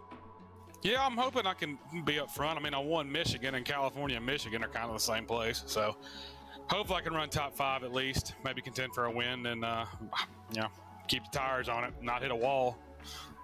Absolutely. Well, you did a phenomenal job of keeping that car clean and in the race tonight. Unfortunately for some drivers, that wasn't the case, as again, this was just a very treacherous track to be on, it seemed like, once the tire wear started to come into play. But Nicholas, before we let you go and celebrate with your team as well as the other drivers here in the league, is there anyone watching the broadcast, anyone at home or in the pit crew that you want to shout out and thank before you go? Nah, man, I think everybody's getting ready for work tomorrow. I'll talk to y'all next week, hopefully. All right, love to hear it. Good luck to you next week, and hopefully get to talk to you again. Later. Absolutely. Have a good one. Alrighty, folks. Nicholas Lovell taking it out of the booth here with third place here tonight. Up next, our championship leader. Coming home with second place here tonight. Welcome to the booth, Howie. Gareth, go ahead and take it away. G'day, Howie. How you doing? How was that race from your perspective? It felt all right. I mean, I'm not mad about getting second, but Demos got up to me, he got around me, and it was a great race. I mean, I tried to get back right at the end, but it is what it is. I mean, I'll take second, so. Yeah, we saw you fighting very hard with Benny Hogan for a long time there. It seemed like he was able to dive into the corner quite a lot harder than you were, but were you just focusing on your exit speed throughout most of that run, and keeping the tires underneath you? Because you were very accurate with the way that you were positioning the car, because a lot of the drivers around you were getting very loose in the back end. So was that a key to you maintaining first for most of this race? Yeah, I was trying to back up the corner, focus on exit. I mean, usually on short tracks you kind of more or less focus on the entry, but I wanted to focus on exit because of these long straights. This track kind of reminds me of a track at home up here, I-94. Kind of similar, long straights and high banking corners, so just more or less focused on exit. And also you can probably see like a lot of cars searching around like a dirt track. I just kind of found a rhythm and just locked right onto it. Yeah, it definitely looked that way. You looked in control from pretty much start to finish. Just an unfortunate, you just got pipped at the line there by Mosteller before one of the cautions came out, and had the preferred outside line. We heard that the outside line actually had a little bit more grip at the start of a run. So did you find that it was very hard to keep Mosteller next to you on the start? Definitely, absolutely. I kind of noticed it on the bottom. Like on the start, the bottom was kind of dirty, didn't really have enough rubber built into it, and the top was just kind of there, and then he kept on taking the top. I'm like, I'm not going to get back to him, but yeah. I mean, all right. Yeah, Keep. I didn't know if you were going to take it away or I was going to take it away. I don't know who's talking here. So who talks first? I mean- You talk first, I take first. You kept going, so driver takes priority. Yeah. But Demos drove one hell of a race. I mean, he got to me. We were just kind of tiptoeing right towards, right before Tony, I think, caused that caution. So, yeah. We were just kind of tiptoeing, and he got around me, and I couldn't get back by him. All right. Well, look, it seems like you haven't quite wrapped up the championship yet, but it's definitely looking like it is going to be your house this year. So, who would you like to shout out to for your second place finish tonight? And I'm sure we'll, if not see you in the victory booth soon, I'm sure we'll see you with the championship probably. I hope to wrap it up like next week because I know we're going to Laguna Seca. That's another one of my favorite tracks. Long Beach. I don't know which one's in order, if it's Long Beach first or one of the two, but yeah, I have a feeling something's going to happen here in the next couple of weeks that will clinch it up. But the people I want to thank are Joe Thomas, RTR Racing, grandmother and granddad upstairs. They were watching the race. They were probably rooting for me. They were probably being like, come on, Ellie, go get him, go get him. But we didn't make it tonight. Is there anyone else I'm missing? Aunt Stephanie, Katie. Am I missing anyone else? Oh, you guys, of course, and for putting up the race on YouTube. Love watching him at the end of the night. And Tony Hillbrands for putting up the league. So. All right. Well, that is great stuff from you, Howie Briss. And once again, I'm sure we'll see you probably take the title, but if not, I'm sure we'll see you. I've said the same thing over and over again, but we will see you in the booth again. I have no doubt about that. And the championship is looking very good to you at the moment. So keep it up, and I'm sure we'll see you in due course. God, I need to stop saying the same words all the time. Yeah, and also real quick, hey, it's Stephanie, points gap 301. This is just a reference, so if she comes back and look at this, I don't have to text her. So I'm gonna get a text sometime in the night. She's on the West Coast and I'm in Central, so. All right, well, if she didn't get that one, and if she tunes in next time, let us know, and we'll give her a shout out. We'll make sure that she understands what's going on. Yeah, I hope so. All right, catch you later, Howie. Have a good one. Yeah, you too, man. Alrighty, folks. That was Howie Briss taking it out of the booth here for second place tonight. Last and certainly not going to be least here tonight, Daniel Mosteller taking it home for the win in the number 87 machine after an incredible bout throughout tonight's race. Daniel, you started out in 13th. Did you expect to come home in first tonight? I started from the pit lane a lap down. I Oh, had a boy. race penalty from last week, so yeah, we were clawing the whole way, the entire race, and oh my gosh, that's easily the best drive I've ever, driven really in this league ever. I mean, I'm shocked right now, honestly. A loss of words is a good way to describe your victory here tonight, because it was phenomenal to see yourself kind of almost sneak up on the leaders and make that pass around Howie Briss. And Howie even said it himself in his interview that once he saw you up in the front and just taking it away with the lead, that he pretty much knew it was set in stone at that point. So Daniel, I don't know, how you managed to sneak that big old bottle of NOS into the track before everyone got started tonight, but you managed to get everything ready to go, and you pulled off a phenomenal race here tonight. I'll admit I kind of forgot that you did have to start at the race at the tail end of the field tonight from the pits at that, a lap down as well. So Daniel, I mean, hats off to you, my friend. You did a phenomenal job in tonight's race at Nashville. Probably one of the more challenging races in the schedule as far as oval tracks go.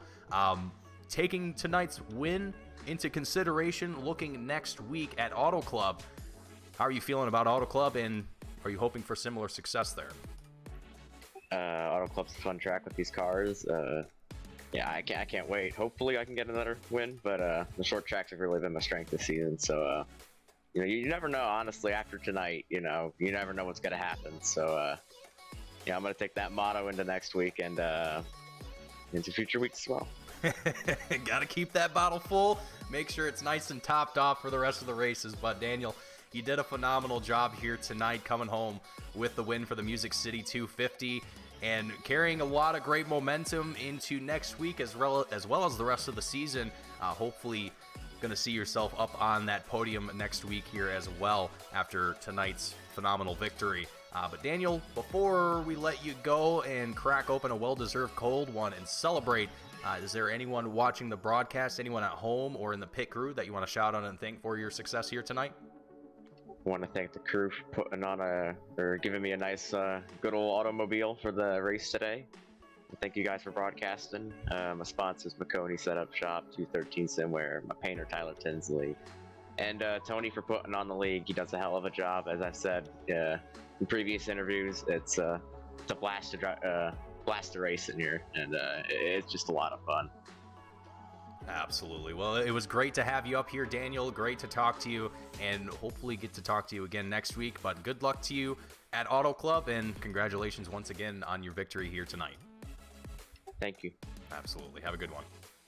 You too. Alrighty, folks. Daniel Mosteller, the race winner of the Music City 250, out of the booth here, taking home the win. And gonna go crack open a bottle of champagne to spray his competitors with, as per usual, on victory lane. But for myself and for my co-commentator Gareth McAllister up here in the booth with me, that is going to conclude our coverage here tonight of the Music City 250. Folks, I hope every single one of you that has tuned in tonight has enjoyed the action. If you did, hit that like button. Don't forget to subscribe. Catch all the action that we have here on Team Goon Squad 7 days a week. Thank you all for tuning in and watching. And Gareth, before we end off tonight, what are your final thoughts of tonight's race? And man, what are we looking forward to for next week at Auto Club? Well, tonight's race, I think, was pretty incredible. It was great fun to watch, great fun to call. I enjoyed every minute of it with you, Mason, and there was a lot more action and a lot more clean action than I thought any of us expected in the commentary booth and in the spectator area. So great to see that. Great to see all the drivers, as many as 17 coming out. So not the biggest of fields, but also not the smallest we've seen either. So that was nice to see, and we should be expecting a nice long one at Auto Club Speedway. At Auto Club Speedway. 2 miles, 125 laps. Should be quite a good race coming towards the end of the season. Absolutely. Some great action to look forward in the rest of this season, as well as next week for the Hollywood 250 at Auto Club Speedway. Once again, my name is Mason Heimbaugh, joined alongside me, Gareth McAllister, bringing you the action here tonight with Team Goon Squad. Thank you all for tuning in and watching, and we will see you all same time, same place next week. Thank you all for watching. See you all next time.